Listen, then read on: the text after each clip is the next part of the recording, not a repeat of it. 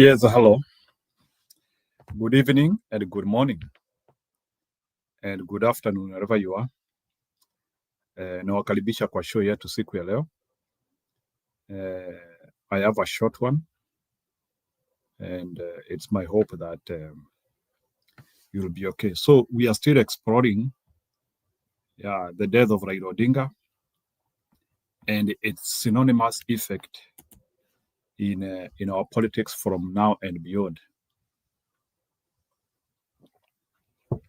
Is there something which is coming up? So that is what I'm exploring.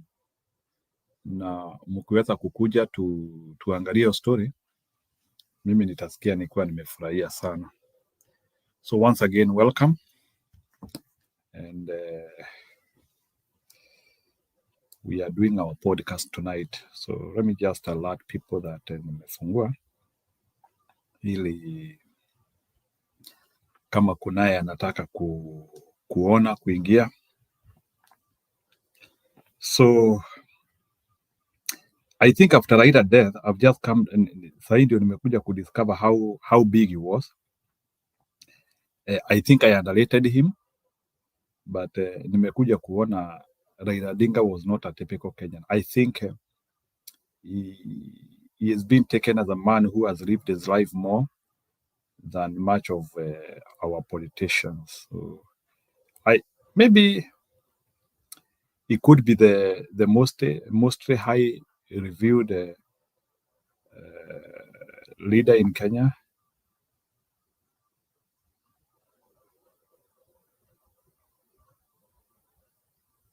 Yeah, it looks that way. It looks kuna vile inaonyesha like I think maybe after people die, that is when we are able to rate how powerful they were.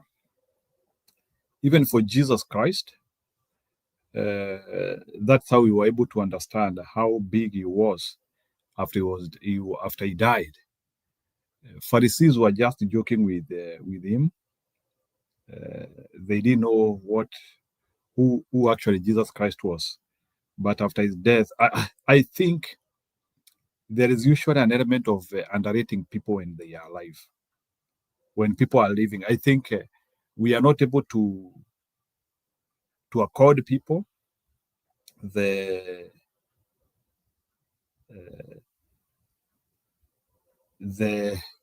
respect they deserve, only to come to realize that they were actually serious people. So anyway, Raila Odinga is a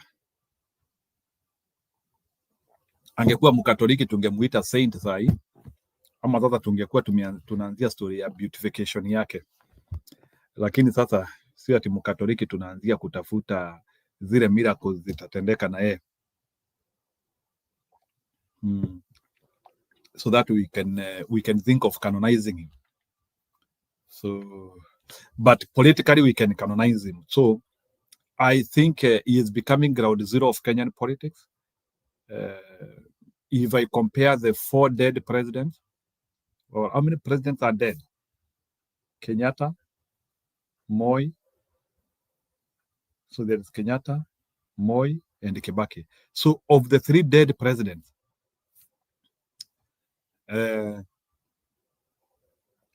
and this one outsider who did not become a president, I think Raila Odinga might command more significance. Why?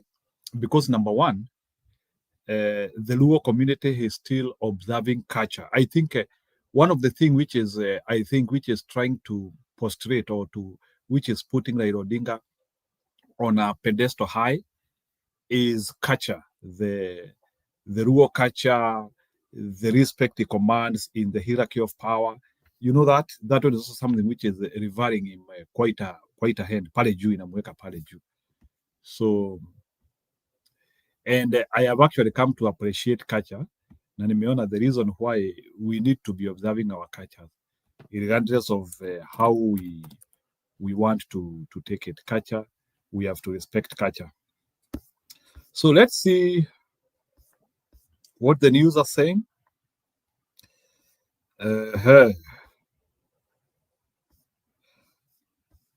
Let's see what the news are saying.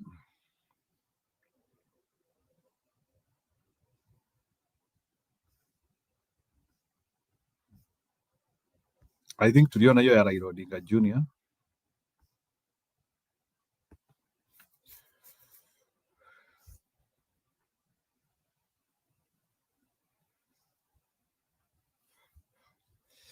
I didn't know that lecturers were strike, by the way. Hebu tusikie ni Ndindi ama ni Ndundu ene kanisa Ndindi Nyoro. Where would we be without our water quality technicians?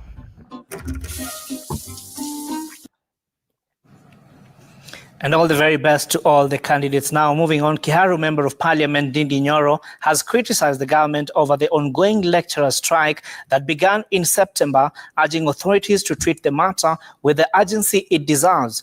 The former National Assembly budget say the government should honor the collective bargaining agreements signed with the lecturers to restore normal learning.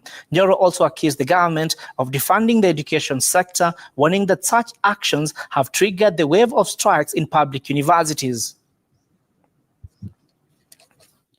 And it seems the government has totally abdicated its duty because we do not see the urgency on the side of government when it comes to handling the strike that is currently in our universities.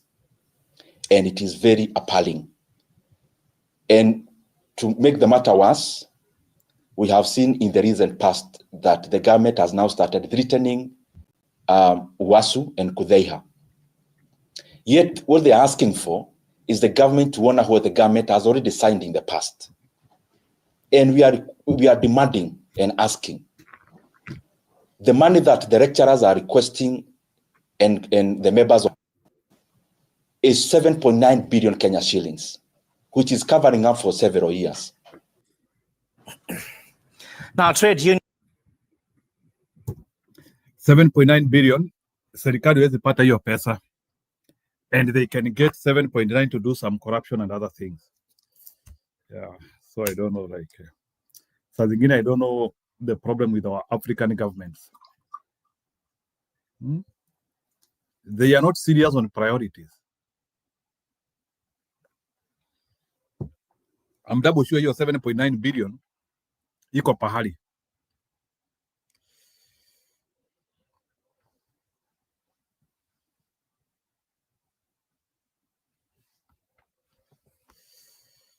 Nasikia pia Mwangi Mutuse amefanywa interview there and he is happy.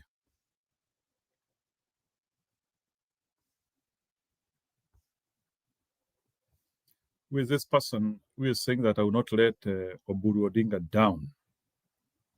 Let's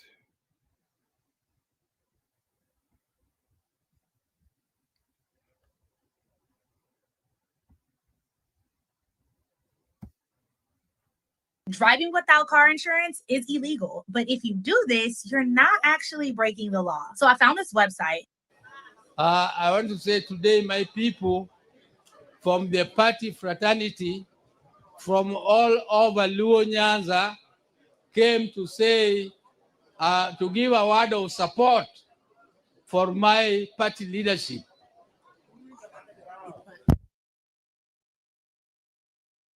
I'm proud that you have given me this support, and I want to thank you immensely for what you have done to me. And I have also promised that I will not let them down. And we are there not to unite the Luo, but to unite Kenya. We want Kenya to be a united nation. And in this funeral, I must thank President Ruto. First of all, to give our brother a very, very befitting send-off. We have never, Jim said it during the burial, that in this region we have never witnessed a state burial of any leader since independence.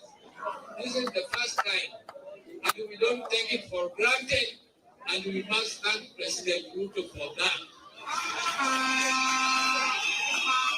I say we are going to together.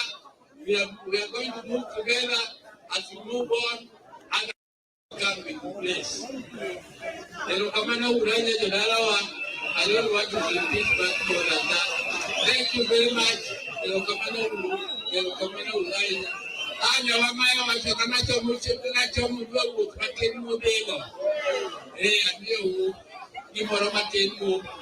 An nyocha ne an gi buok maduong' ka nyocha ne owadwa ma Raila nindo. En gima ne ok ang'eyo nikech waloso kode nyaka otieno makiny to iwachona ni koro Raila critical kaeto iwachona ni Raila.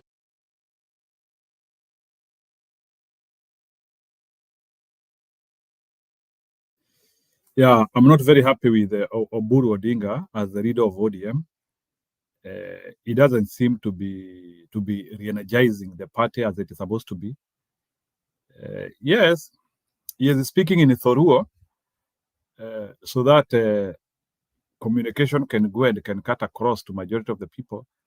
But I think he was just given the leadership of ODM as a matter of birthright, simply because he is a. I think the only qualification he has is that he is a brother to Raila Odinga.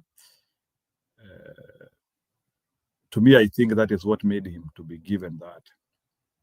Anyway, we understand the political parties are personal properties, so that is not. So I don't want to. I don't question anything. Even if ODM is given Ida Odinga to manage, it is still okay because when these people are forming political parties, they don't consult us. Mtu anaitengenezanga kama kitu yake. So yeah, chama hata mimi naweza uda chama yangu na ikuwe ni mali yangu. So in Kenya, political parties are personal investment.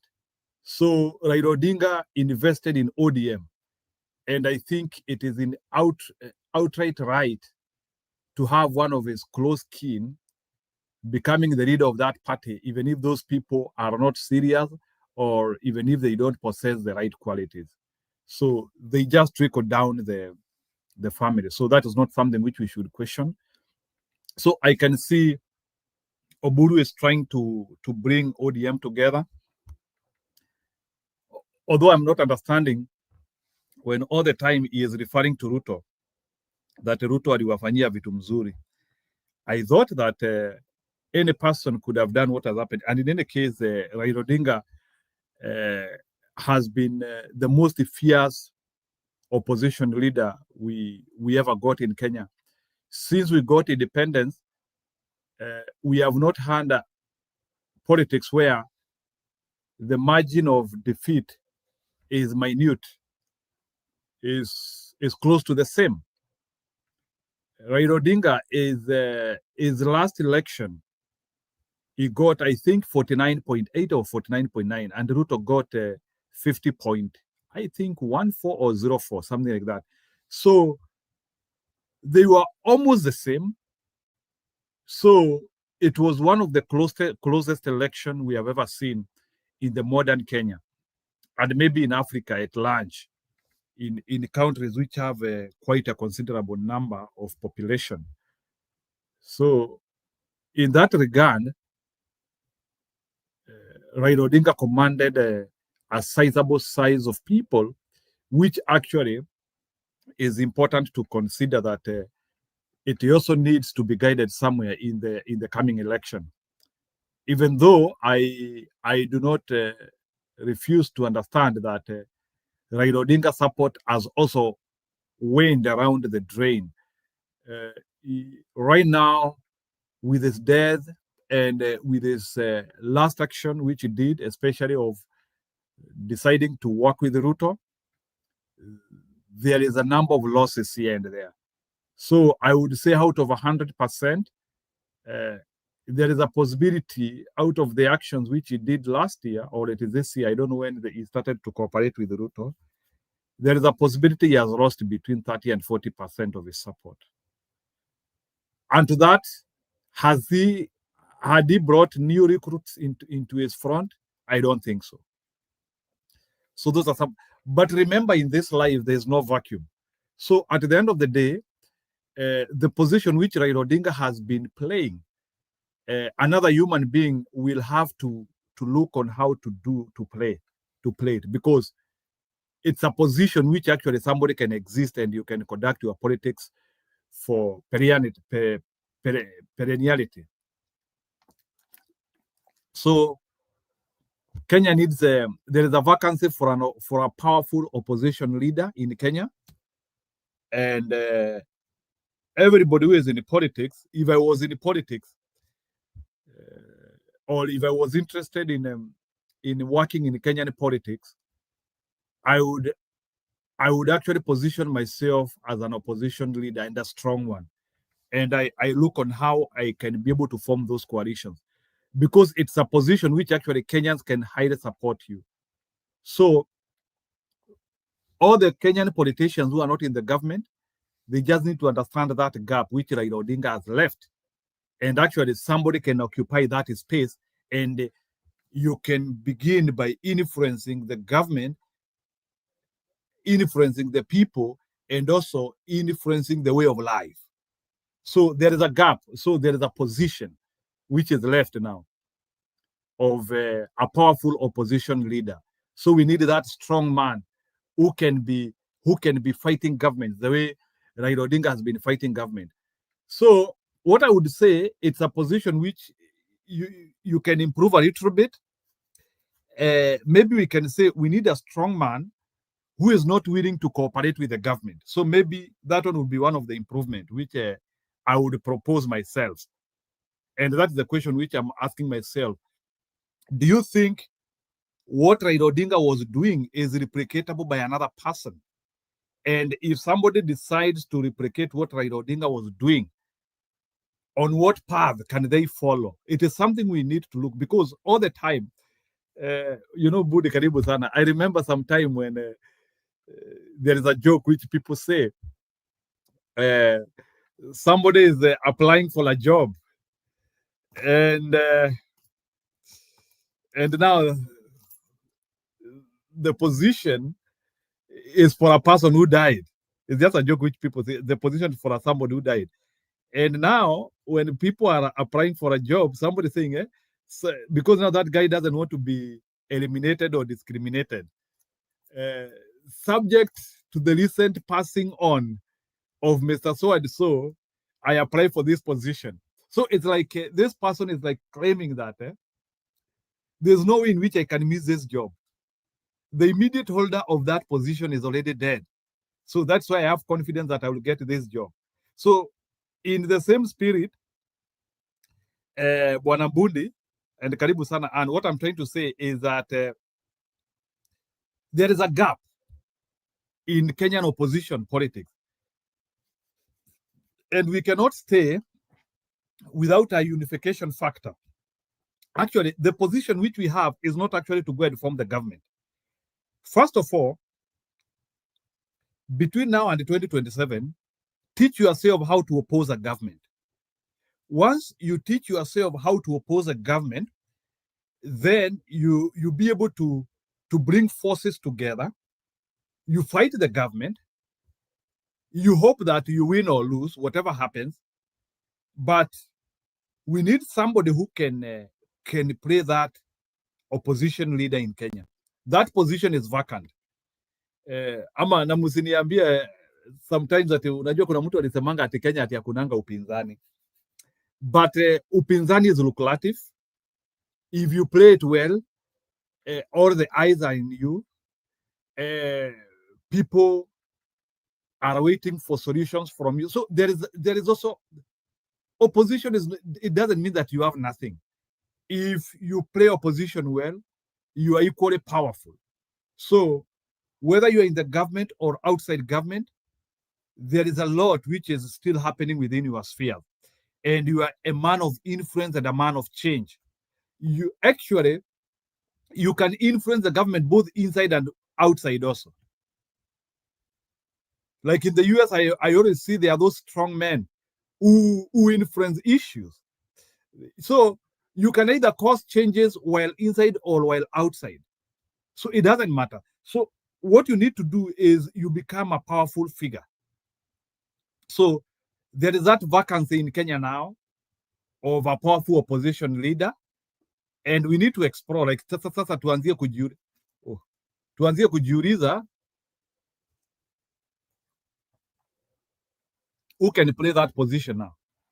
It is something we need to ask ourselves. 1 minute.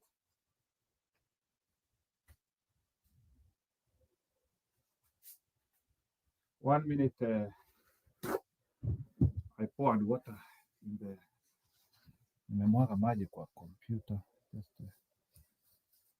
So I need to hear a discussion from you, friends, in terms of that position of a powerful opposition leader who can actually assemble the forces into one accord. Because, you know, without that powerful opposition figure, the government will sack all the other forces which are outside, which are not. So the reason why Raila Odinga was able to form coalitions, he could be able to attract, it is because he was a powerful figure.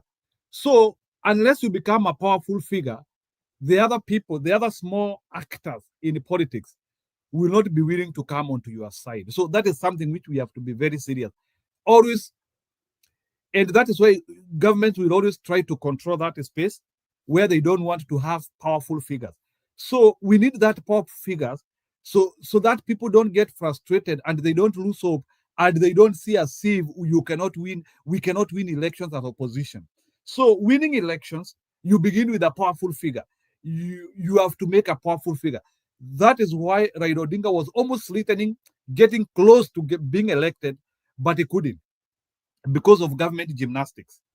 But it was very necessary. That is why his votes could reach 40% plus. Many opposition people in the world do not reach that level of competitiveness. So, because when you are powerful, other people will start believing in you. Other political actors will start believing in you. They start saying, anyway, in any case, there is a chance I can make a government here. We can make a government here. They come to you. Because when people are forming coalitions, because remember, there are some people who want to be opportune. There are people who don't want to overwork. So there is somebody who will only come to join you because they can see your chances or your probability of making the government are so high. Let's not forget that. So that is why a powerful figure is very important. So let's not miss on that. So Kenya has to raise a powerful politician who is outside the government. I don't know if Gachagua can be able to do that. So Gachagua has to monitor what Raila Odinga has been doing, and he has to refine that model. He needs to give us a better model.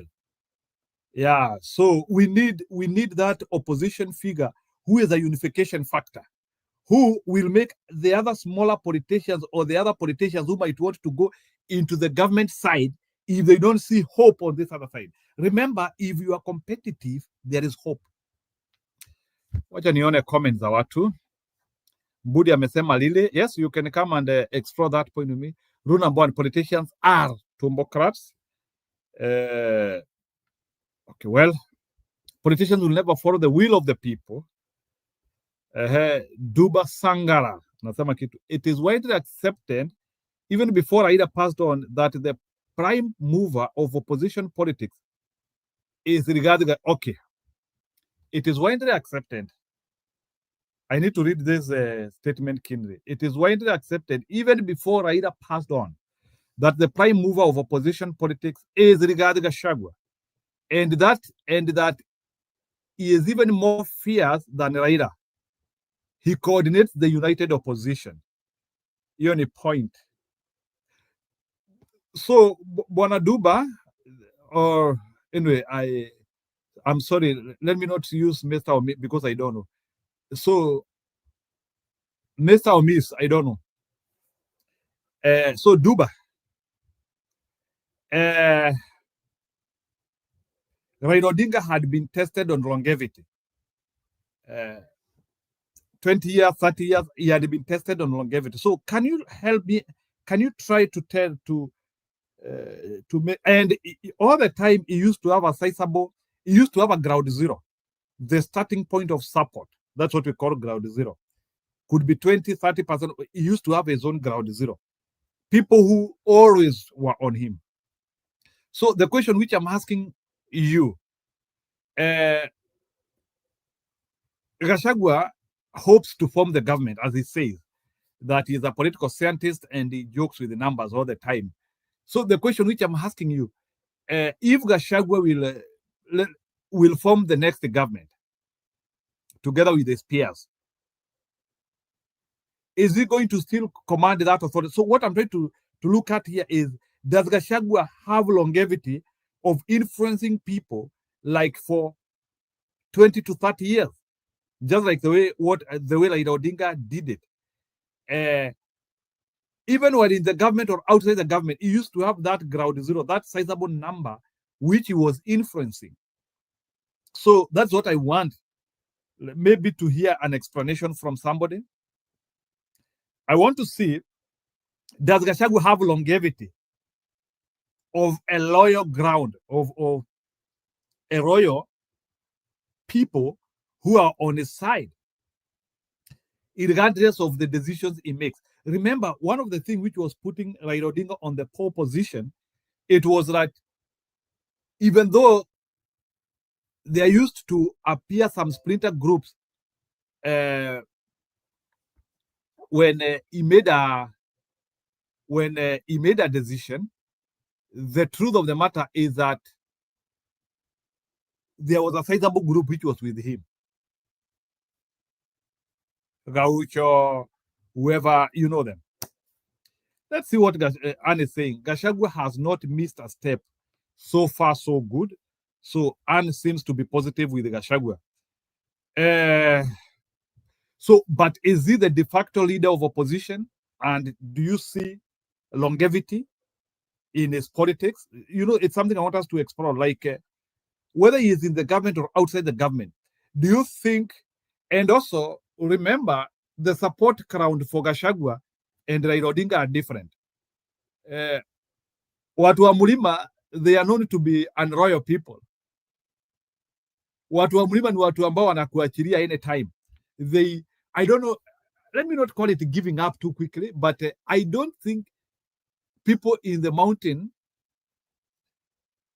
watu wa Mlima, if they can hold you for decades, that wanasema wewe ni kiongozi yetu, and they hold you like for 20, 30 years. The longest who wanted Uhuru, who time was also on his side because he became a president in 50s. Outside politics, it seems to be a bit struggling by commandeering. So there is also that complexity of the ground zero for Gachagua, where Mlima Kenya doesn't have extreme loyalty. They want to see themselves changing leadership, I think, once in 10 years or maybe once in 5 years, I don't know. But I think Mlima seems as people who don't want to have a perennial leadership. I think, so that is also something which Gachagua has to grapple and fight with. How can he embed himself as a kiongozi wa Mlima, and at the same time, he is also commanding Kenya, and he is also commanding opposition, and he is also having support. All those yokes, he has to yoke them together. So Beidas ananiambia niache stori za jamba. Bwana Beidas, you don't know what I'm trying to think about here. I'm advancing the dialogue. Yeah? And na utaona hata Mbudi atakuja hapa na ilipue. I'm trying to take the dialogue further. So we are now graduating from Raila death and what Akina Kasongo and ODM are doing, and trying to see beyond death. That's all what I'm doing. I'm trying to see beyond death and looking at the opportunities. I'm trying to do a SWOT analysis of the events and our afterlife. I always hear people saying that life must continue, whether somebody is dead or not. So Kenya will not stop because Raila Odinga has stopped. So there is a vacancy in opposition, a powerful opposition figure. And that's what we are trying to ask ourselves. How is that next opposition figure in Kenya going to model himself? And please, friends, as well, kama hujatupiga subscribe, tupe subscribe. 5 people tufike 2100. So become part of those people who, na saa zingine nimekuja kuona, by the way, nikiambia watu wa subscribe, wengine wana unsubscribe. Good, nimepata moja 2096. Tafadhali leo msi unsubscribe. I realize some days I'm telling people subscribe and then they do the opposite. Mtu anaenda anafinya unsubscribe. So please, I beseech you in the mercies of Lord, don't unsubscribe. 4 people to figure 2100 and we continue growing our channel. I'm sorry for starting late. Tomorrow I'll give you a lengthy show. So don't worry about that. So I'm trying to look at this. Watu wameanzia kukataana na mimi. So let me read what eminent people are saying. Gachagua only serves as a punching bag for Ruto. So in other words, Budi tries to say. So according to Bundi, he doesn't think Gachagua is an opposition leader. So Gachagua is like a bulldozer in a road construction. Ile ambayo inakuja inang'oa miti. Alafu. Let's see. It took 2 decades for Raila to shake the establishment. What? That's a big say. It took 2 decades for Raila to shake the establishment. So in other words, what Budi is trying to say, you know, in spoken speech, you have also to learn to isolate what has not been said. What Budi is saying is Gachagua needs 2 decades to do the same. And you have to continue progressively and building your base. So Bundi, these 2 decades of Raila was progressive, and as he was slowly building the constituency to the extent where he reached us to the epitome of coalitions. I agree. Duba Sangara. So Raila Odinga started doing this one. I think this from the time in his 50s. Because in his 30s he is being incarcerated. So in his 50s. So I think Raila Odinga became serious in politics from the time when he is age 50 to 55. I think he becomes the member of parliament for Angata in 1992. So 45 and 90, that is 45 and 90, that is 45, plus 2, 47. So he became the member for Angata at 47 years old. Yeah, quite a good age. So 47. So then 1997, he vies for presidency. That is 52 years. So when he is 52 years, he vies for presidency. I'm trying to calculate that. So then in 2002, when they win the presidency with the Kebake, 45 and 202, that is 57. So 57, he becomes the minister for roads. I'm looking at his path of progression and age. So 202, 57, that is precisely the age of Gachagua now. So Gachagua sahi ako 60. I don't know, but Gachagua is somewhere at that. So Gachagua of today, who is a deputy president of one time, when you relate him with Raila Odinga, the highest point at that time, Raila Odinga had been a minister of energy during Moi in his late 40s, and he had been a minister of roads with Kebake in early 50s. In early 50s, he is a minister of roads. Then in 2007, he is 55 plus 7, 62. 205, he is 62. So at 62 years, he is now the prime minister. So 62 years, he is now the prime minister. Then 62 plus, so in 2013, he is around 68. So in 2013, when he is becoming a now opposition leader again, he is at 68. So 68 years in 2013, when Uhuru is winning his presidency. That time Uhuru is at 51. Yes. Yeah, 2030. Yeah, Uhuru is at 51. So Uhuru becomes a president at 51 years. I'm collating, So 68-51. So 17 years difference between between Uhuru and Raila Odinga, 17 years difference. So Uhuru right now is around 63. 17 years or so, hiyo nimeipata. So the next 13 years before his death, opposition leader, where he is now reaching the peak.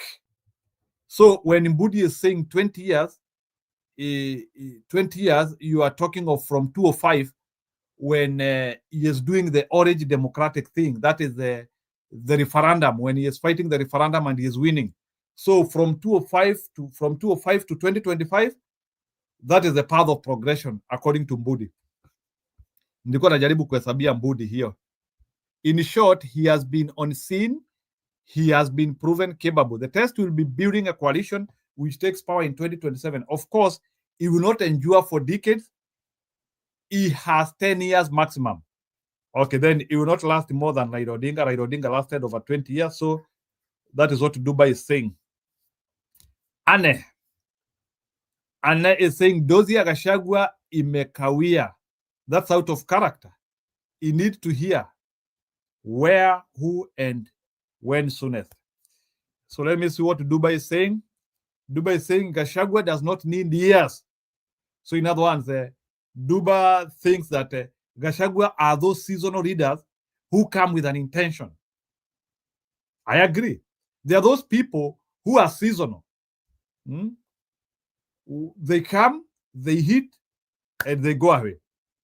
Yeah, so I think that is why if Gachagua is and I would want to claim this, if Gachagua does not do anything in 2027, if Gachagua does not help Kenyans to transform their government in 2027, it will fade away. Gachagua, I don't think Gachagua has capacity to rebuild himself beyond 2027. And I want people to look at how Raila Odinga used to morph. Raila Odinga had some progression weirdness. So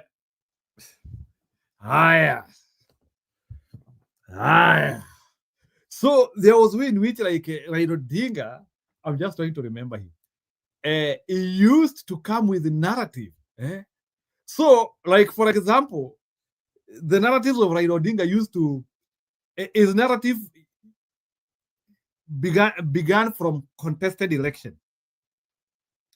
And I think to me, I think when Raila Odinga realized that he had lost the election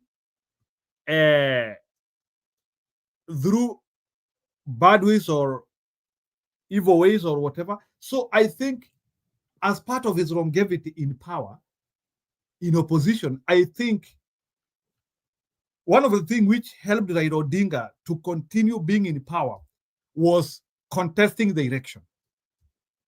Because let me show you the path of Raila Odinga. Sababu nimekuwa nikiangalia. Tunafanya uchaguzi. Almost all.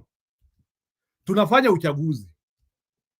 Immediately after we do the election, the next 1 year, it was fighting the president and fighting IBC. Mwaka ya kwanza, after uchaguzi imeisha. So, he targets the president, he targets the IBC. How does he target the IBC? IBC, kuna story ya Sava, vifaranga za, like in, I don't know when the vifaranga za computer started, like 2013, Isaac Hassan, he contested the election, and I think he claimed that IBC was not right, so he is fighting IBC there and also fighting Uhuru. The fight which he fought all through until the next election. And some maandamano as well, where some people died here. So that was his path of. So his path of longevity was contention,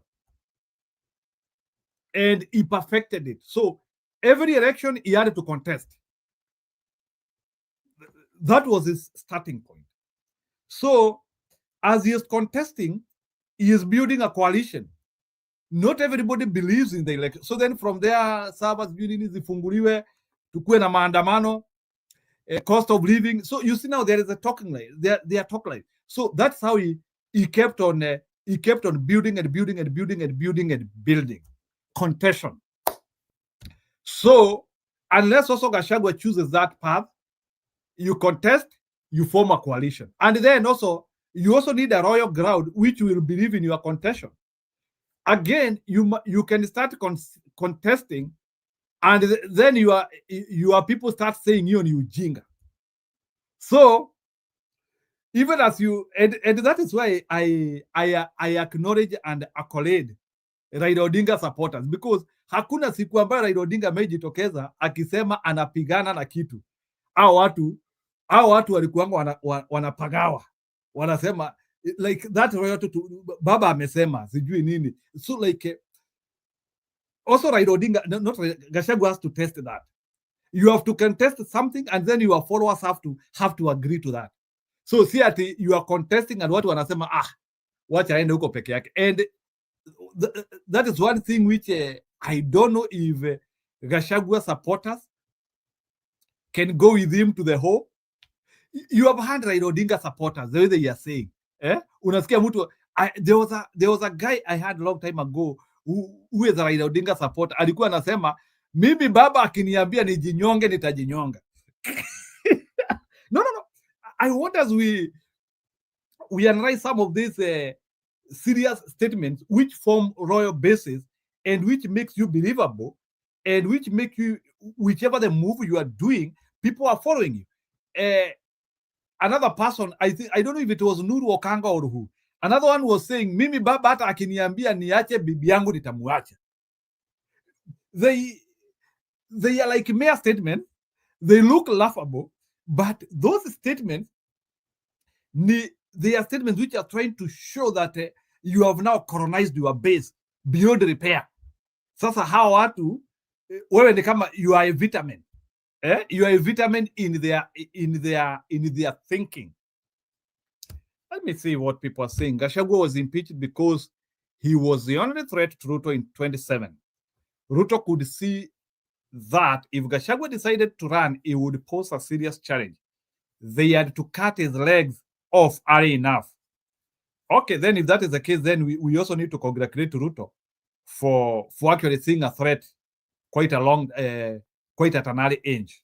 You know, we always say that in life, success is capacity to see a threat before it happens. So, Baidas anasema, Budi, I need some business advice on dispatching trucks. So I think hiyo mutapatana hapo chini ya mnazi. Gen Z is the only progressive politics.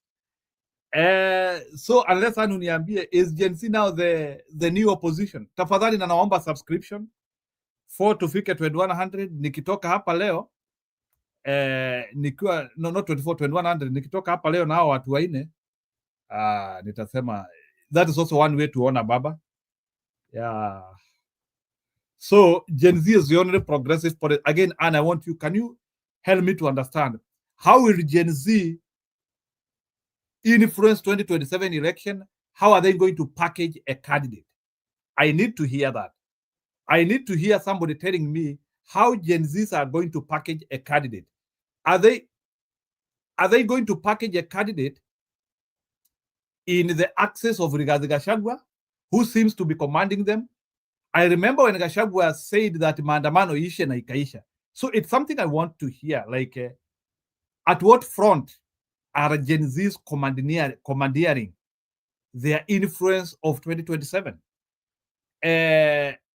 Besides some of them who are now being bought by Ruto, although I don't think Ruto has bought a credible number of Gen Zs, the only few Gen Zs who I can see there with Ruto ni akina Samuel now, who are trying now to become motivational speakers. Nimemuona kwa TV juzi.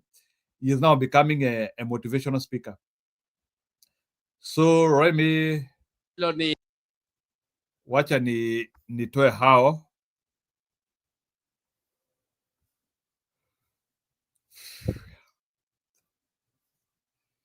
Let's see.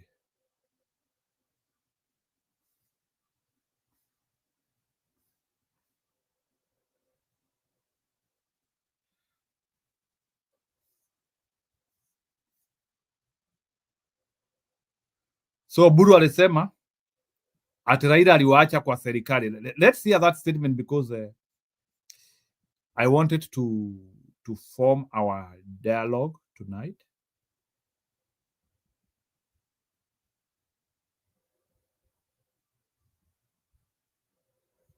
So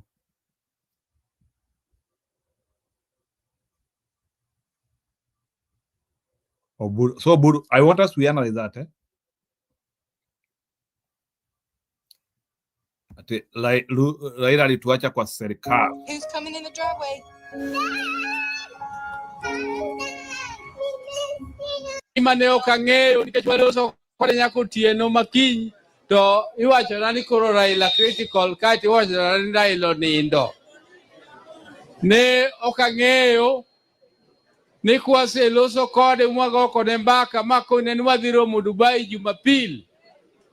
Nito kendo dayud mana wach ni Raila kendo Nyasaye oseomo ni koro dhi. Nadwa mbemra gi siadana jodalawa.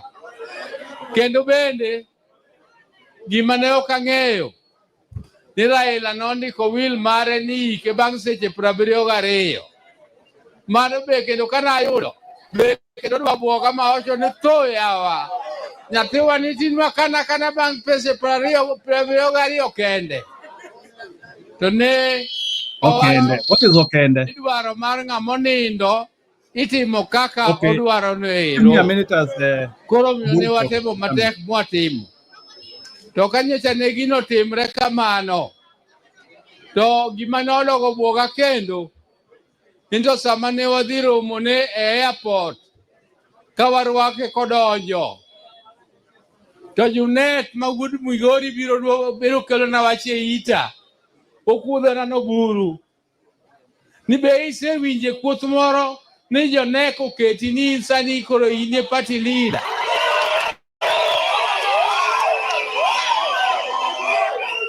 Ma wacho nito kendo jonek gi. Gin kendo sama tin ragi seko da paro koda ng'ama biro party leader. An sano ne pod wiya olal makata gimoro ni gima kamano ok anyal paro. Ero kamano. Ta uwinjo ka diambo nyamera to wacho ni en juogi. An koro ok ang'eyo kata ni en juogi.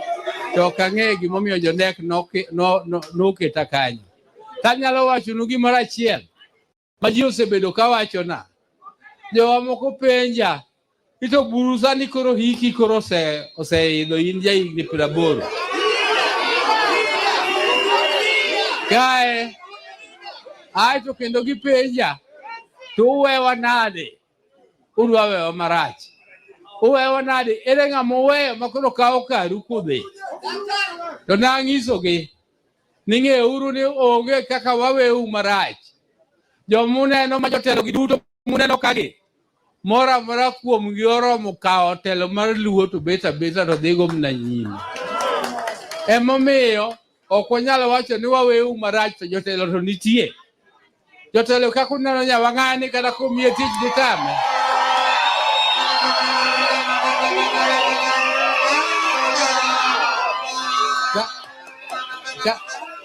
Kata gavana mara Jim Orengo upane gino ditame.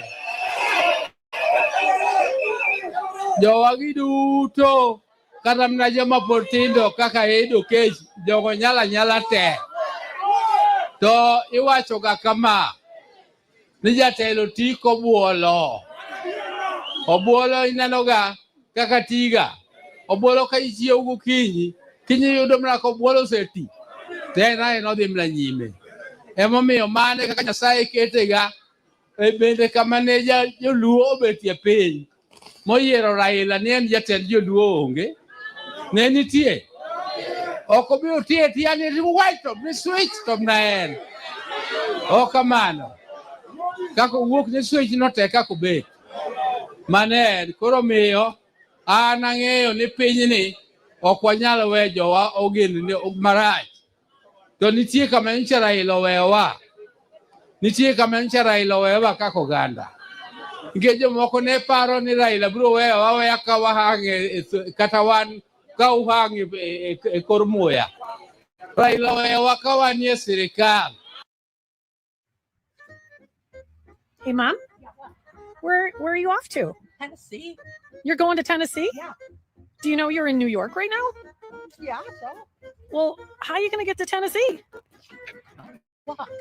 My mom was diagnosed with severe dementia at 78. Today, at 82, her memory is better than mine. People are always surprised when I tell them it started with something as simple as a spice. Here's the crazy story. Ever since my mom started showing signs of dementia, which later became Alzheimer's, she loves these senior wellness fairs. Last year, I went with her to one of them.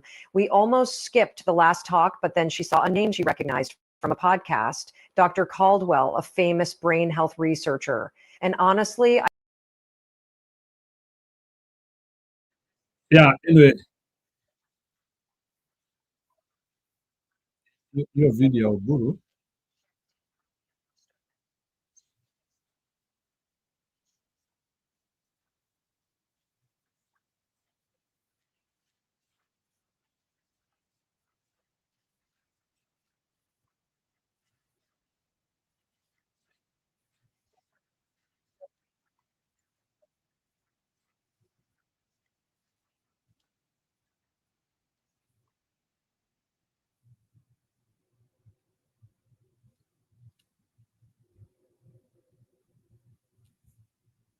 Okay.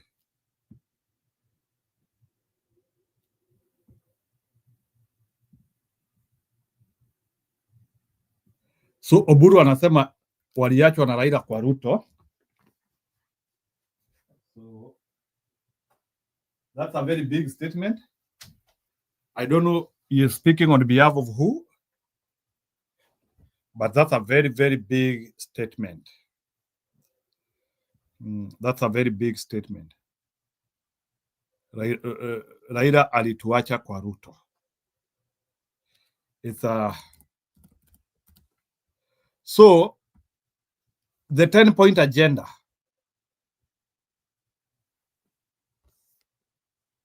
Do you think it's is going to be implemented?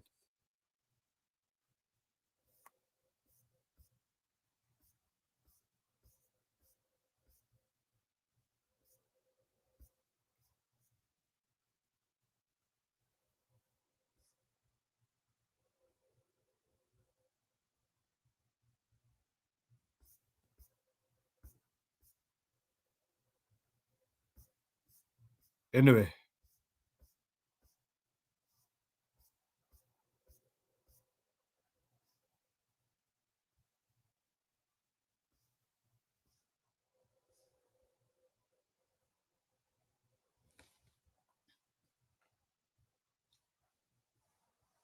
So it's a question which I'm asking. You can see those forces of ODM and also those forces, because you can see, I think Raila Odinga donated 4 people to the government. Na Nkanchori alisema jana, there is somebody nilikuwa nikiambia Nkanchori, I think he was ndiye alikuwa I think agent wa Raila Odinga. Kanchori amesema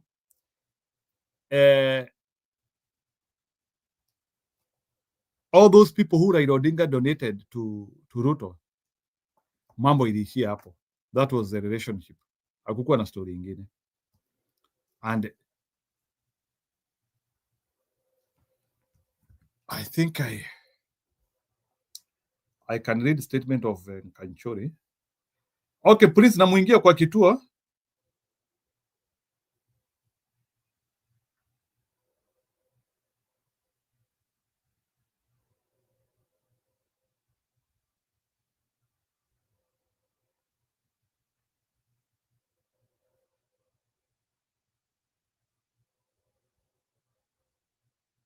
So muingia kwa kituo. Wacha mambo mingi bwana Baidas, na venye wewe ni muongo. Kazi yako ni kusema somebody is looking good na ni muongo. lakini haina shida.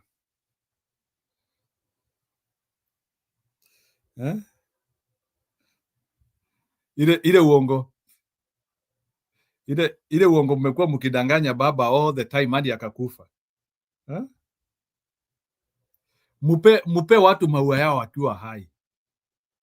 Sasa kuna mtu hata nilikuwa naongea kwa simu asema afadhali hata huyo baba tu tungempea tu kura tu atuongoze tu.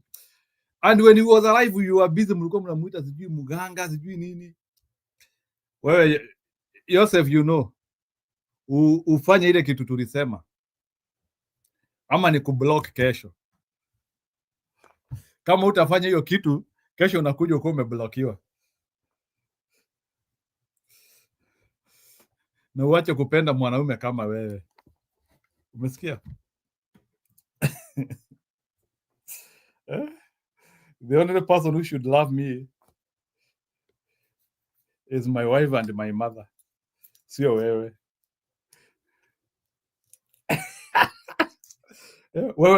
Wewe unafaa kukua ukinitia juice. Sio michezo kuna. Aya, sawa. So nyinyi mmekataa kupea baba maua yake akiwa hai, mnataka kumpea maua hilo wakati amedai. Anyway, it doesn't matter. It's a learning lesson. Sasa hata nimesikia a professor from Duke University wants to investigate about him.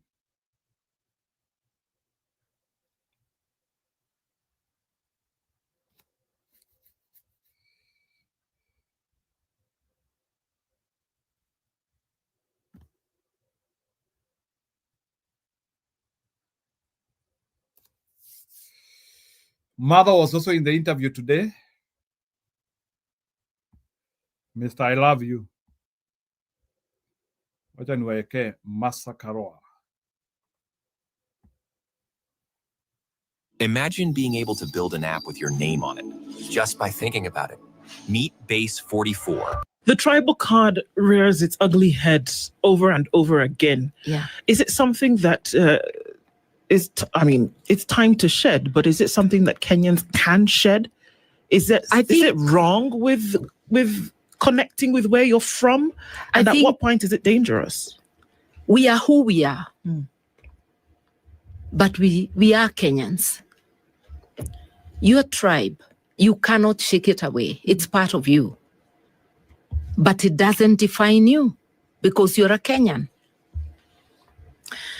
I think it is the leadership that has the word tribe in their mouth. In the last elections, Ruto is not a Kikuyu.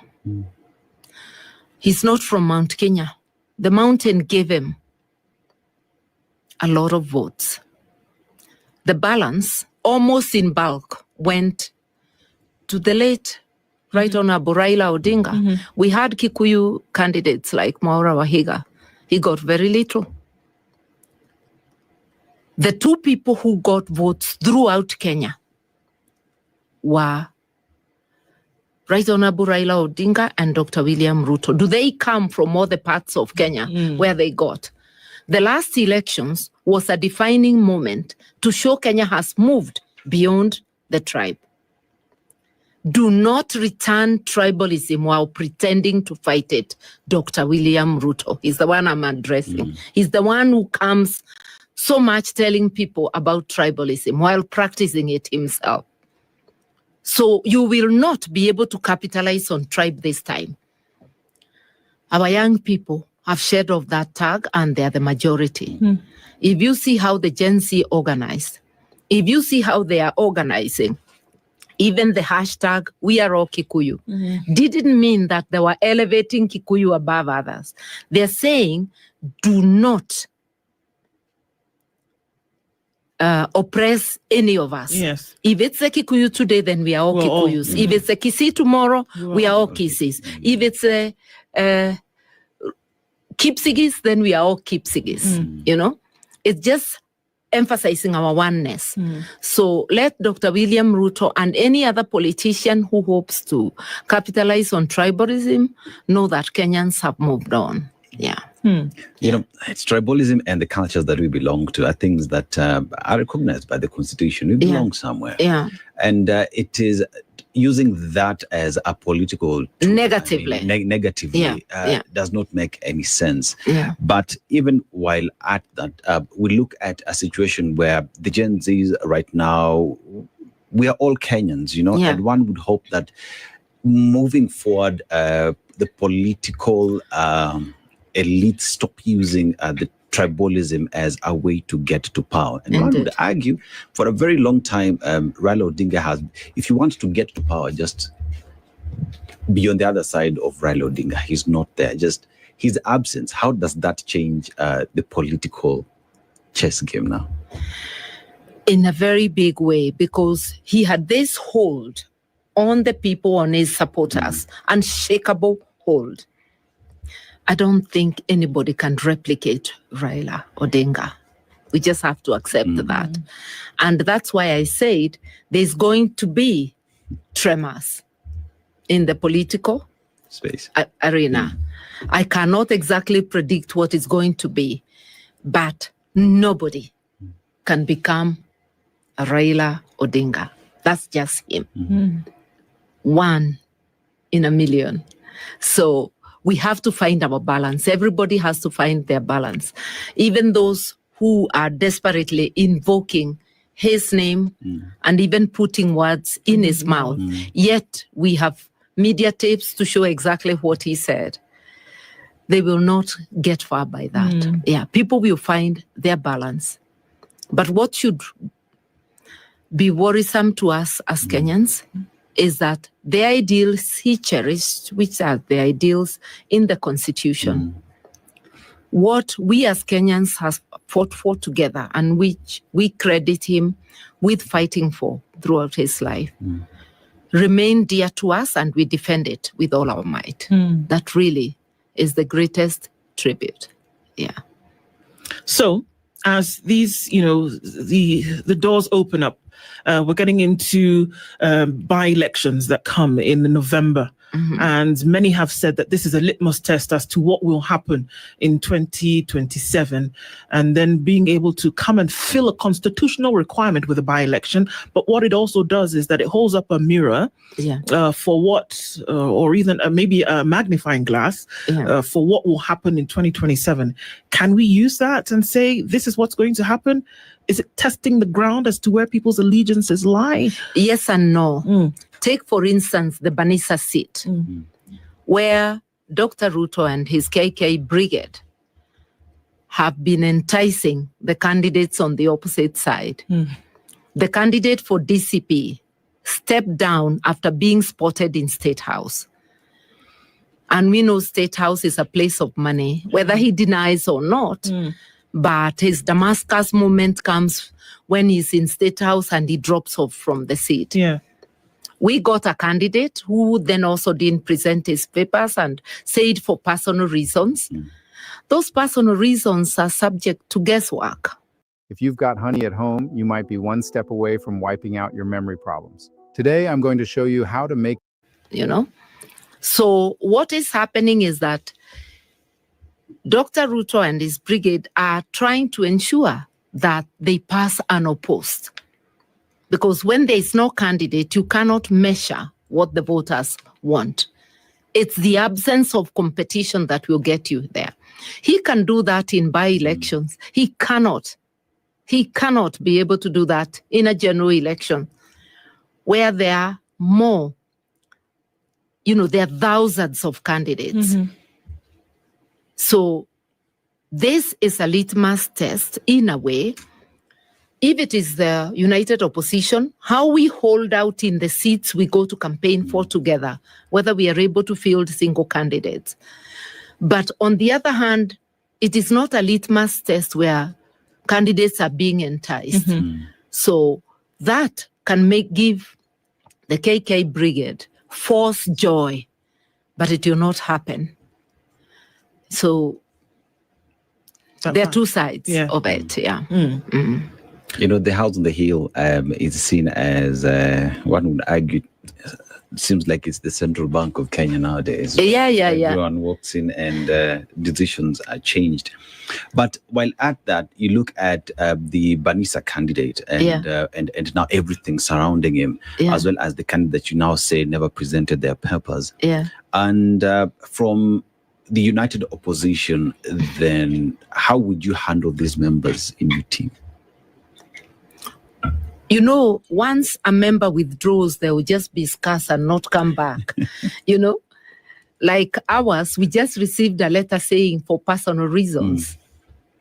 I am sure that he will not be coming to the office soon or picking a phone call because he had started by not picking phone calls. So people don't go to say what made them do what they did. And even those known to receive money will always deny. You cannot be able to measure people's hearts. But there's always a commitment pledge people sign. It is not a guarantee. We're just saying that this happens in a by-election. It's unlikely to happen in general elections. You cannot do it on a massive scale at that time. Yeah, so we will take time to look for candidates of character, but you never can be 100%. Right. Yeah. I did say that there's a lot of responsibility on your shoulders. You may not know that yet. But then, you know, Kenyans are looking for that opportunity when they'll be able to operate in a space whereby there is not a constant demand on leadership to stand by their rights. That Kenyans want a space whereby they can express themselves and not be shot, jailed, or disappeared. That they can wake up in the morning and go and do a decent day's work and get something for it, send their children to school, go to a medical facility, get treated with the promise and the action that comes from government. The very basic minimum is what Kenyans are asking for. And that responsibility is placed on the shoulders of those who are fighting for a better Kenya, you, Martha Karua, being one of them. How do you take that responsibility? I am ready for it because it's indeed a duty to my country, a duty to myself to ensure that our country returns back to the rule of law and becomes truly our home, our castle where we don't feel threatened, where you do not have to worry that your wallet is going to be raided by the government, not to serve you, but to enrich a few. You expect services, you pay taxes and expect services. At my age, I'm back on the race, not because I want or I need a position. I've lived without any elected position for the last 13 years and I'm fine. But I'm not fine with where our country is, where our children and grandchildren, and I keep saying my children and grandchildren are all the people of that age. We want to live a better Kenya, and we realize we have people who can help rebuild and restructure this country, and they are found in all ages. And we are looking for a partnership of people of goodwill, value-based leaders to help us reorganize our country because nobody can do it alone. So I'm ready to be that team leader. And to be a good team leader, you also have to be ready to be led. Indeed. Because it's not only your ideas. When I moved the water sector reforms, I was not a water person, a hydrologist or something, or a water expert. But working with the human resources under me, we were able to push for the reforms. A president of a country or a CEO of a company is not required to know everything. You are required to be able to put together the best human resources for the job and to give them room to show their best, not to micromanage. Not to micromanage. And, Martha, it is said that the qualities of a leader is defined by how he or she listens to his or her people. Yeah. And we live at a time when the only way a leader would listen to the people has even been defined through public participation in the country. Yeah. But here we are today finding ourselves, the views of the people are not heard. Just how critical is it then for any leader who wants to win, who wants to succeed in the country, to listen to the people who gave them the mandate to lead? I think it's of absolute importance. And listening to the people is also listening to the feedback. So if people say they do not want you, however well you think you are doing, stop telling us you have 5 years. Leadership is not a title deed. You can be fired. So if people fire you, listen to them. If people do not want the path you are taking them, listen and change the track. What's better after 50, Gwen? Gym or Tai Chi? One builds ego, the other. And we have seen people do that. We keep on talking of developed democracies. South Africa is one such democracy where President Thabo Mbeki gave way to the will of his party members, although he hadn't done really nothing wrong. Yeah. Those who look back think he was on the right trajectory. But when his party de-whipped him, he gave up the seat. Now here, what we hear Dr. Ruto telling us and all the elected leaders is that they have 5 years. I just want to say leadership that listens to the people, listens on critical issues affecting them. If the people say this, we do not want these taxes, revisit. Convince them why it is necessary. Act in the best interests of the people. Do not enrich yourself at the expense of the people. What is happening? This government has created millionaires and billionaires, but nothing for the people. You cannot sustain a government on bribery, on lies only, on make-believe. It is by actions. And I think that's what the people of Kenya are looking for. But the people of Kenya, we have to help ourselves by choosing wisely when the chance presents itself and discussing candidates and asking them questions. Do not spare anyone. Do not spare me. Do not spare my colleagues. Ask all the questions and let us listen to each other. We will answer and you will ask and keep on asking if you're not satisfied. That's the only way. A last question. Let's go regionally. You were on your way for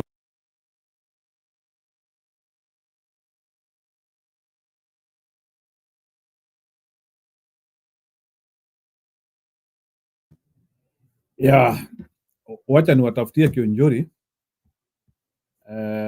Ni kama wameanzia kuelewa.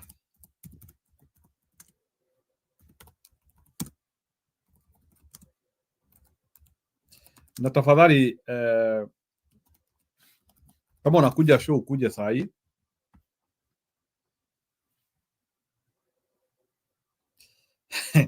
Wacha niwaekee ubeshte mfurahie. I think this is my last video I'm doing here. Tupatane kesho. You have 3 wishes. What's the first? I want to speak English like a native. Even today, people are promising. Kwanza wewe president, vita yako kubwa watu wanasema you promise, lakini unapiga kona. Promises are good, lakini fulfill your promises. Na tutasaidiana kufulfill promises. Kama hapa tulikuja kuwasalimia kaniambia, lakini wewe uko na promises mingi sana. Kichori promises, nikajua unajua hii promise ni yangu na president. So tutalipa na wewe. But you see one great thing that happened. Although mzee deni yake ile kubwa tulikuwa naye na EG, we are pushed for electrification ya this area for almost 1 year. We got money 3 months ago. Wachira katusaidia. I pushed Wachira 3 weeks ago to push the contractor to come on site. The contractor never came on site. Amepewa kazi, kila kitu iko. The last time Na wewe utakuja useme hiyo pia hapa, maanake kila mtu deni anaendelea kulipa. Wachira tukapush contractor, imagine myself na IG. Mzee rested bila stima. I came here on Saturday.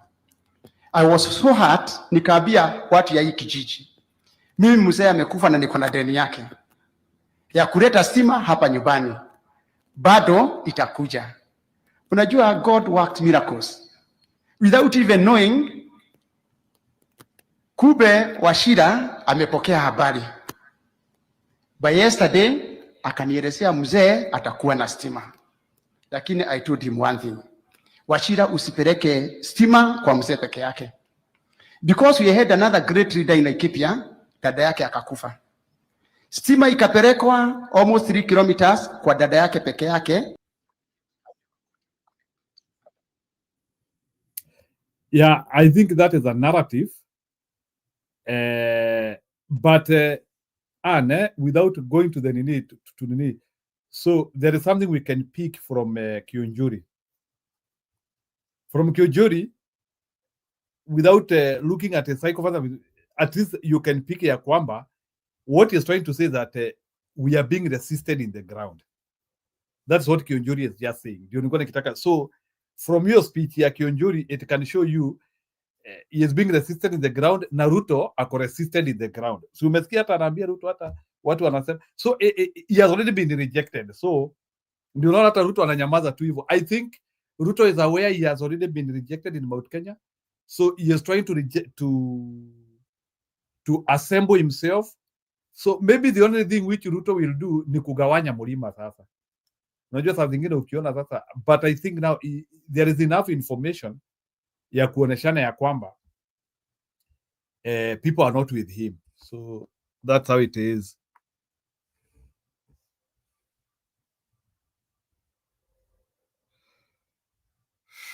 So let me see, kama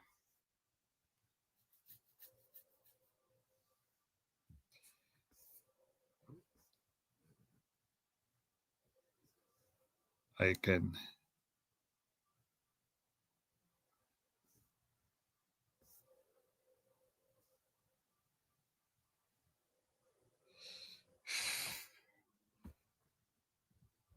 Kibagendi also did a very serious interview. I think nitamalizia na hii ya Kibagendi and then we call it a night. I like Kibagendi. He seems to be like a warrior from Kisii. Are you frustrated with safe harbor requirements, overwhelmed by K1 forms, confused about quarterly estimates? If SHA is a scam, SHA is theft. You don't seem to understand this. I hear where you're SHA coming. is outright theft of Kenyans' contributions to this scheme. So you see, with your listen, okay. listen.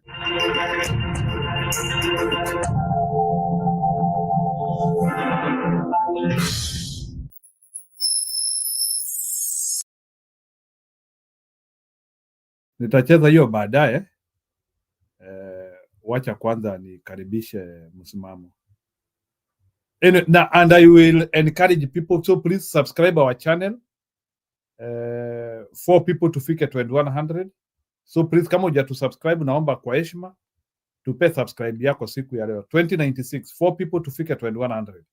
We can get those 4 people tonight. Aya, msimamo changia.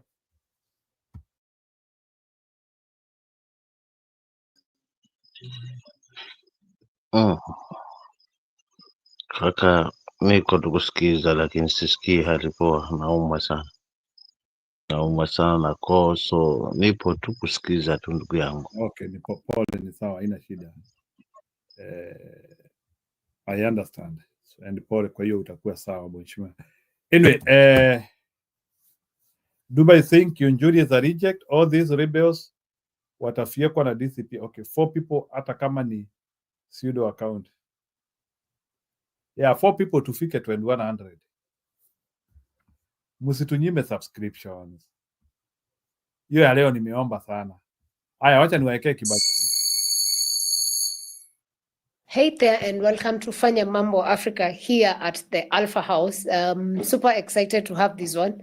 He's the member of parliament for Kitutu Chache South. Yes. Yes. And of course, a young Turk in the ODM party, none other than Anthony Kibagendi. Karibu sana. Asante sana. Hey, Anthony, you've been busy. I've been really engaged, but I'm happy to be back. Welcome back. Yes, I was among the first people to be interviewed here. Yes. Way back, I think in 2023. 23. Yes. Early 2023. Yes, Actually. yes. But I'm really, really happy with what you've been doing. Thank you. I watch literally every of your shows, and it is very inspiring. Thank you very much. Totally appreciate. We'll start off straight up because we know you from Kisii County. Yes. And of course, Kisii has someone who wants to be president, or it's assumed wants to be president. Is it official that Fred Matiang'i wants to lead this country? Thank you. Thank you, first, for inviting me, and secondly, for the work you've been doing. And what I would say, of course, Matiang'i wants to run for president. He was called by particularly Gen Zs when they were in the streets. They called for Matiang'i to come and lead this country. And that message reverberated across the country. And probably that is why he thought it was important to resign from his World Bank duty to come and help transform this country. Of course, he's not your traditional politician who comes out with the razzmatazz and the lingua of aggressively attacking his opponents and stuff like that. But I can tell you, he is in this to win, and he is in this to transform this country. We all know. What do you think what do you mean he was called by the Gen Z? If you followed closely the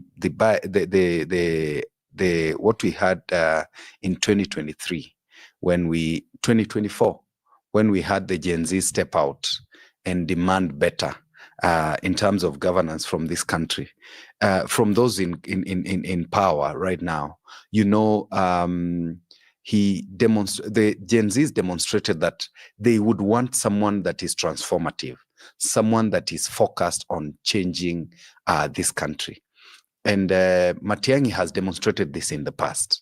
I believe we were all alive when Matiang'i was made CS for communication. And that is when we had the migration from analog to digital. And he did a good job in ensuring that actually happened. And then again, he got an opportunity to serve as education CS. You know, the kind of transformation he brought in the ministry, from the turnaround time of exams and the marking and when we get the results. And actually, in terms of the work ethic he brought into the Ministry of Education.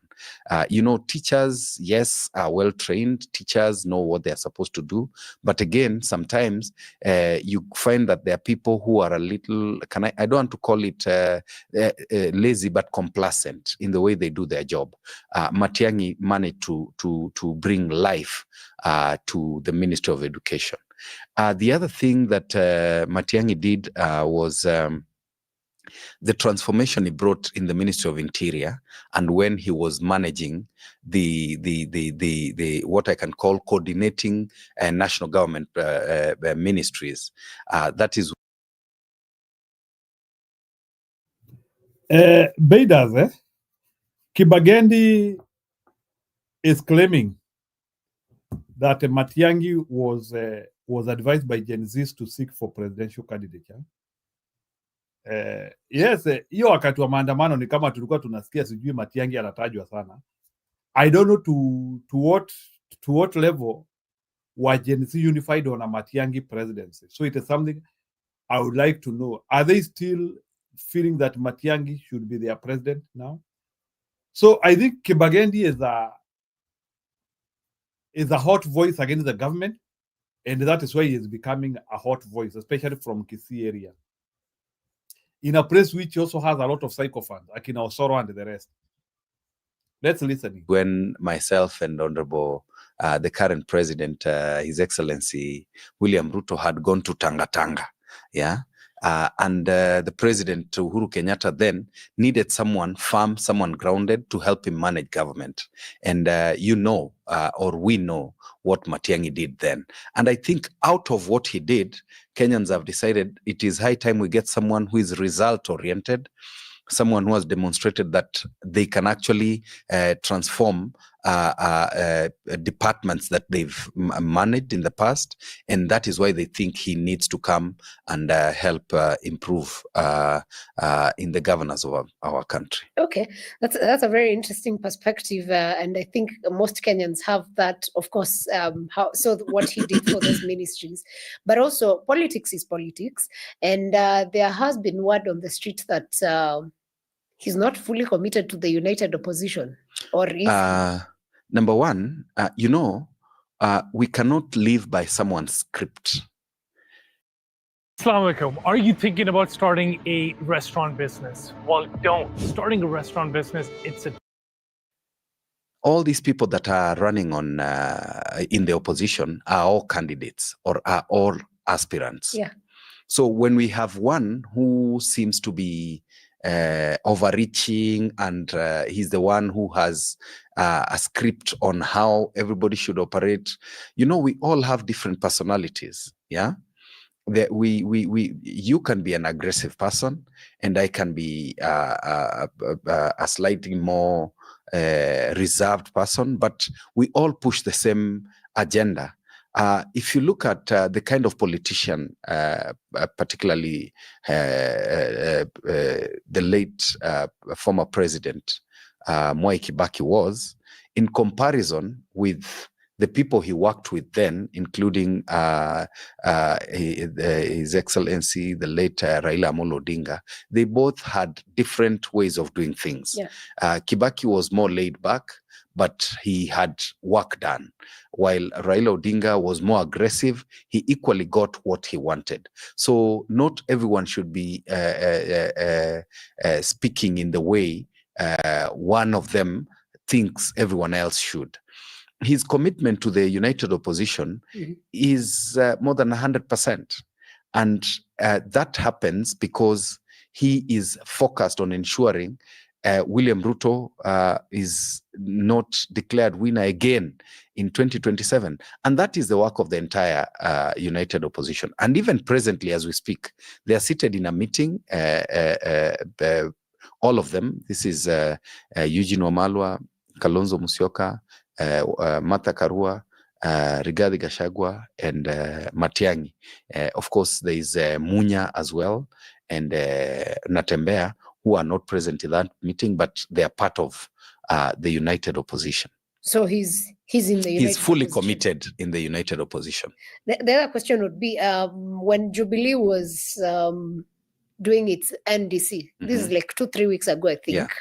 Matiang'i was invited, and the expectation was that he was going to be announced as the flag bearer of the party. But then that didn't happen. What happened behind the scenes? We are 2 years away from the elections. Yeah. And there is a difference between expectations and reality. Jubilee Party has its regulations, and they work with their constitution. You cannot call an NDC midstream and introduce an agenda in that NDC. You have to work on the agenda that was sent out way back in the past. So the agenda for the next NDC is on Jubilee nominating a presidential candidate or anybody who wishes to run for president. That is when they will be introduced. And it is at that point that they'll be made officials as deputy party leaders or party leader of the Jubilee Party. So that time will come. I know the expectation in the past, or when they had the NDC, was so obvious, but that would have led to a lot of lawsuits, because that was not part of the agenda. So what is Matiang'i's party? He is a member of Jubilee Party. Oh, he's still in Jubilee? Yes, he is a member of Jubilee Party. So he's in the united opposition as Jubilee? Yes. That's interesting. Very interesting. And I want to tell you, there is always a first time to everything. You know why I'm saying it's interesting? Yes. The leader of Jubilee Party is none other than former President Uhuru Kenyatta. Yes. And we haven't heard from him talk about opposition or anything. He has. Uhuru Kenyatta is not your typical politician again. Yeah. He has insinuated, even during that forum, he insinuated that we cannot continue working with an untried gambles like Shah, like those things. That is a demonstration that he isn't happy with the way the country is being governed. On issues to do with even education, he has spoken in the past. He has encouraged the Gen Zs to step up and confront the ills that are ailing our country. So he is of the idea that the governance we have presently is inappropriate. So are we putting words in his mouth that we are not? The opposition talk. No. He has spoken that, but he hasn't said it as supporting the united opposition per se. He hasn't said that. Yeah. But, there's a difference between William Ruto constantly saying, I've spoken to the former president, trying to endear himself to his supporters, versus when he has demonstrated that the leadership in this country is not the kind of leadership people deserve. Hasn't Uhuru said that? By saying, we are trying things that haven't worked. Yeah. We are messing up with things that have worked. What does that tell you? You can interpret it as you will. Secondly, if he wasn't of the idea that the opposition should field a candidate, he wouldn't be working closely with Matiang'i and bringing him to Jubilee. Okay. Yes. That makes some sense. But politics, again, has a lot of reading that comes in. Now, you're speaking of united opposition, and yet you are an elected member of parliament under ODM. Yes. Where are you? I'm in the minority, the people who are checking government. As an ODM member? As an ODM member of parliament. But party-wise, where are you? ODM. Still in ODM? Yes. If you want to join any other party, you have to resign and go get elected on another party. So why haven't you resigned? If Why? You don't believe in what is being done. Why? I don't believe in what is being done. I'm a member of parliament as a minority. There is nobody in parliament who is government. I know you don't know that. There's only a majority side and a minority side. Yeah. And parliament is supposed to be independent. Their work is to check the executive. Yes. Yes, and make laws. That is the work of parliament. It is not sycophancy and worshipping Nebuchadnezzar.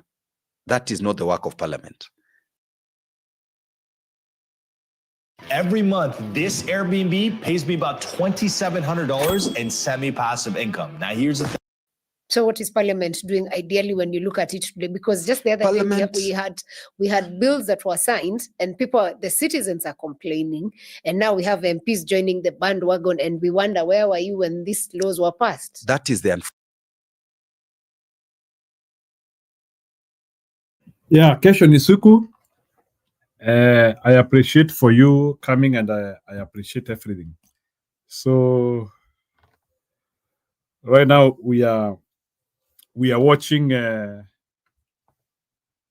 Cameroon. Nitawamalizia na what with a statement from Pakishama. Akuwa ana-enjoy the president of Cameroon. His name is Paul Biya. And guess how old he is? 92 years. He is older than the atomic bomb, older than space travel, older than the United Nations, and of course, the computer and the internet. Plus, he's been president since 1982. Millennial, Gen Z, Gen Alpha, it doesn't matter. Everyone was born under President Biya. But he's not done yet. So he could be president until 99 years of age. 1/3 of the country lives on less than $2 a day. Corruption is rampant and security is fleeting. So how does Biya win every time? Because he controls the game. The Election Commission is headed by his ally, so the game is rigged in his favor. Cameroon's median age is 18. Around 60% of the population is under 25 years of age, so naturally there is a gulf. Africa itself has so many examples. Zimbabwe had Robert Mugabe. He ruled from 1980 to 2017. That's 37 years of uninterrupted rule until he was forced out. Equatorial Guinea has had the same president since 1982. Uganda has had the same president since 1986. All these presidents have ruled for more than 30 years. If you've been ruling this long, chances are you are old. Like I said, Paul Biya is the oldest at 92. This is not ambition. This is not service. This is hunger for power. His name is Paul Biya. And guess how old he is? 92 years. He is older than the atomic bomb, older than space. Yeah. Pakishama ameigonga vizuri sana. So anyway, Duba, to finish your statement. So so hiyo story ya Cameroon tutafuatia tujue ni aje. So Duba, I can only follow hiyo story ya Gachagua. I'm taking it as a litmus test. Let's see what he is going to do between now and 2027. He seems positive. He seems to be understanding what he's doing. So if he is a path through which Kenya will be changed, I have no problem. We will support him. So anyway, mimi sitaweza kuendelea beyond this. Please, kama hujatupea subscribe, you can subscribe us. And let's meet tomorrow. Na muache kuchagua watu who are older than the atomic bomb. That's the reason why nimecheka, because Pakishama lile amegonga sana. I think Cameroon might get a new president. Hiyo confusion iko Cameroon, haileti shangwe. I think the opposition might, because they have both declared their win. Wanamu wanafanya, those are serious people now. Ndivyo nasemanga, you declare win, both of them. Yeah, that is what Raila Odinga was unable to do. At times you declare a win. Especially in close election, declare a win. Kitendeke kile kitatendeka. So I like that guy in Cameroon who has declared a win. Wametangaza mbia, naye akajitangaza. So give us the data to prove who is the leader. Till we meet tomorrow, shalom. Give us a subscribe.